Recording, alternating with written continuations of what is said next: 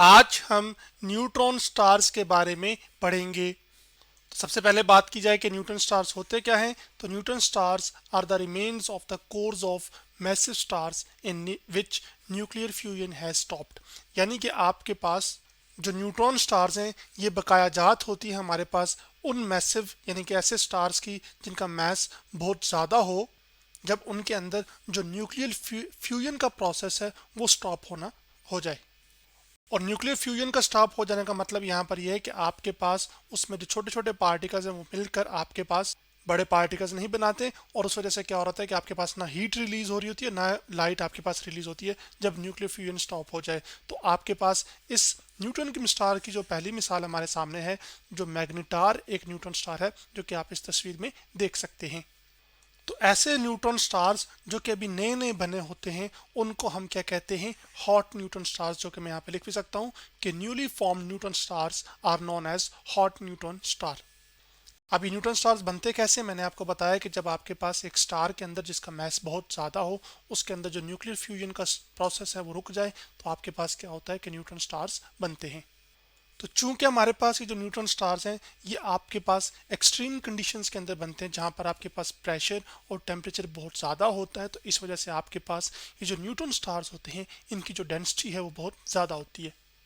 तो यहाँ पर मैं आपके सामने एक टेबल लेकर आया हूँ, और उस टेबल के अंदर जो डिफरेंट ऑब्जेक्ट्स हैं उनकी डेंसिटीज़ के बारे में बताया गया है, और कंपैरिजन से आप ये देख सकते हैं कि आपके पास यहाँ पर सब्सटेंसेस लिखी गई जैसे कि water, lead, core of sun, white dwarf और न्यूट्रॉन स्टार। तो आपके पास ये जो पानी है इसकी डेंसिटी 1 ग्राम पर सेंटीमीटर क्यूब होती है, यानी कि 1 सेंटीमीटर क्यूब के वॉल्यूम में 1 ग्राम मैस पानी का आता है।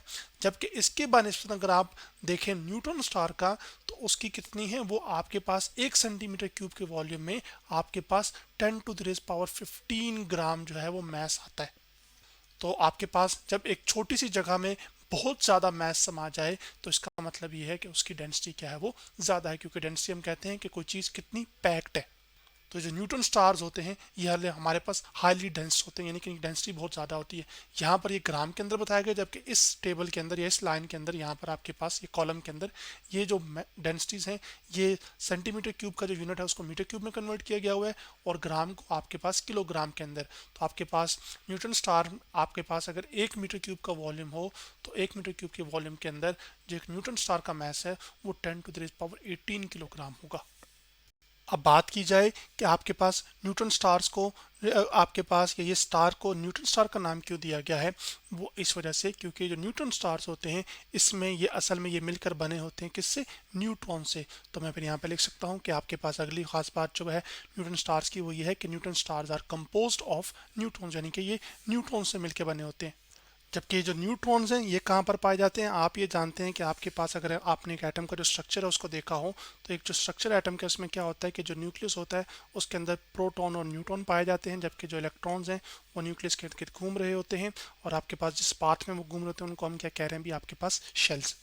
तो बुनियादी तौर पर न्यूट्रॉन स्टार्स में होता यह है कि आपके पास मान लीजिए कि आपके पास इस तरह का ना एक मैसिव स्टार है, जैसे कि समझ लीजिए कि सन है ना, सन का भी मैस जो है ना वो बहुत ज़्यादा होता है।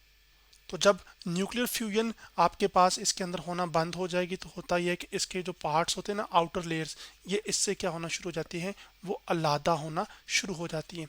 तो सिर्फ ये ना आपके पास कुछ कोर यानी कि जो अंदर का हिस्सा है ना वो बच जाता है, और ये जो अंदर का हिस्सा होता है ना बुनियादी तौर पर ये हाईली डेंस होता है। इसके अंदर जो आपके पास इलेक्ट्रॉन्स और प्रोटॉन्स एटम्स में होते हैं वो जुड़े हुए नहीं होते, ये अलग अलग होते हैं।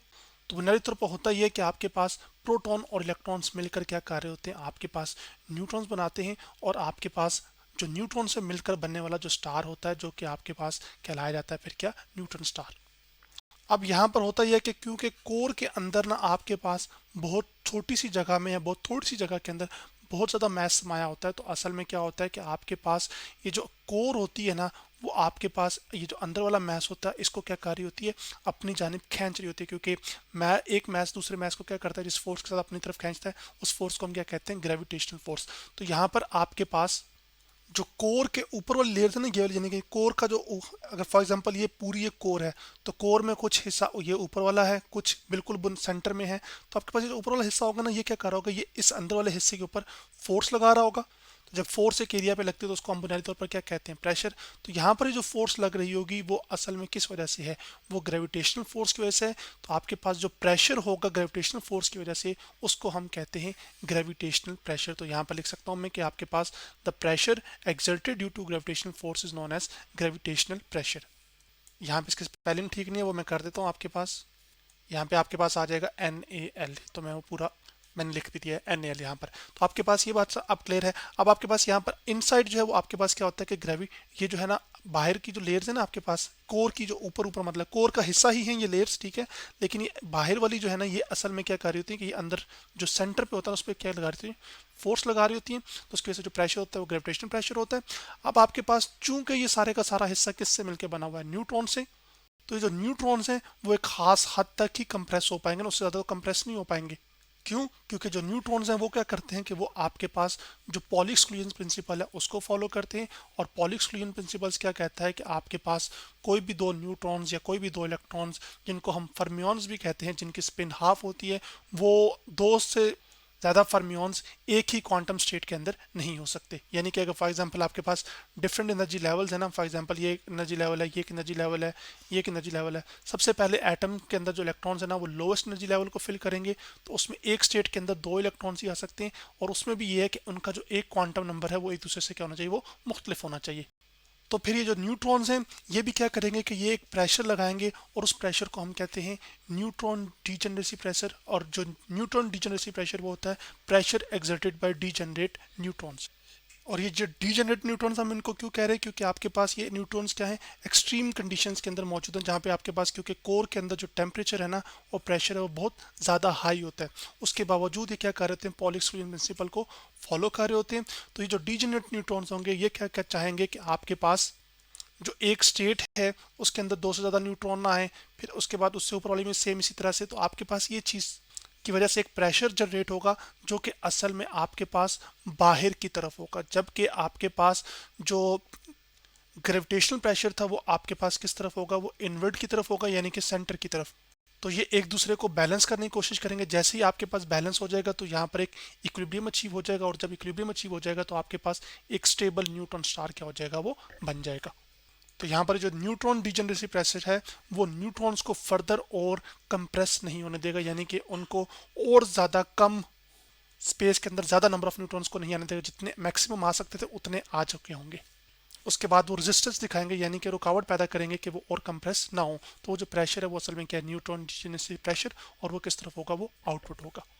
और इस चीज़ को समझने के लिए आप इस तस्वीर से भी समझ सकते हैं कि आपके पास की जो आपके पास ब्लैक एरोज ये बाहर की तरफ पॉइंट कर रहे हैं, ये असल में आपके पास न्यूट्रॉन डीजेनरेसी प्रेशर होगा जो कि आउटपुट की तरफ होगा। तो चलें इसको मैं लिख भी देता हूँ यहाँ पर कि ये क्या है आपके पास न्यूट्रॉन डीजेनरेसी प्रेशर। तो मैं इन एरोज को यहाँ पे वाज़ेह भी कर देता हूँ। जबकि ये जो सेंटर की तरफ पॉइंट कर रहा है, यानी कि कोर के अंदर की तरफ मेन, ये दर हकीकत हमारे पास क्या होगा, ग्रेविटेशनल प्रेशर।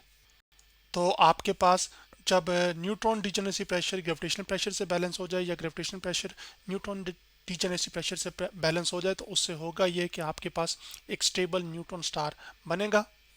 अगर ये हद भी एक्सीड कर गई कि आपके पास ग्रेविटेशनल जो प्रेशर है वो बहुत ज़्यादा हो कि वो एक्सीड कर जाए, यानी कि ज़्यादा हो जाए न्यूट्रॉन डीजेनरेसी प्रेशर से, तो फिर आपके पास ये जो न्यूट्रॉन स्टार है इससे क्या हो जाएगा, एक ब्लैक होल बन जाएगा। और ब्लैक होल की खास बात ये होती है कि आपके पास उसमें से जो रोशनी है वो स्केप नहीं करती, और वो जो ब्लैक होल बनेगा उसकी डेंसिटी भी बहुत ज़्यादा होगी।